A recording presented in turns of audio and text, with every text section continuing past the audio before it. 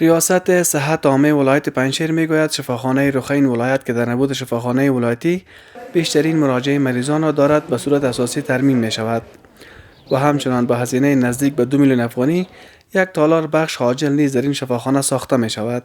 در گذشته ما تمام مراکز صحی که دارای تعمیر دولتی بود به شکل اساسی ترمیم کردیم، از لحاظ سیستم آب و سیستم رنگ و برق ترمیم شد و شفاخانه رخ مانده بود که فعلا ترمیمات شفاخانه رخ به شکل اساسی جریان دارد. رئیس صحت عامه ولایت پنجشیر همچنان میگوید سیستم برق سولری را در شفاخانه رخ و همچنان در مرکز جامع سفیدچیر و ولسوالی دره نیز فعال نمودند. مشکلاتی که در بخش برق در شفاخانه رخ و سفیدچیر و دره موجود بود به طور کلی حل می شود و باقی مانده مراکز صحی که به مشکلات برق مواجه هستند به اساس نیازمندیشان به تمام مراکز صحی سیستم سولر فعال می شود.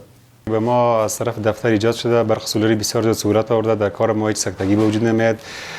سابق بعض وقت برق میرفت که یک مشکل بزرگ بود. ما از سوی هم والی ولایت پنجشیر میگوید 3 شفاخانه تازه به ولایت پنجشیر منظور گردیده است که کار دیزاین و نقشه های آن نیز تکمیل شدند.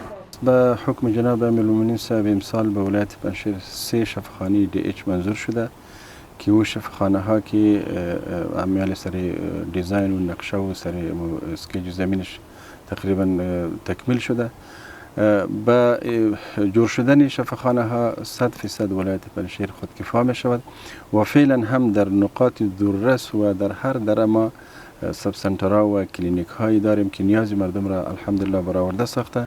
کار شفاخانه ولایتی ولایت پنجشیر نیمه کاره باقی مانده است. مسئولین میگویند در سال جاری تلاش می نمایند تا کار این شفاخانه نیز تکمیل و بهره برداری سپرده شود.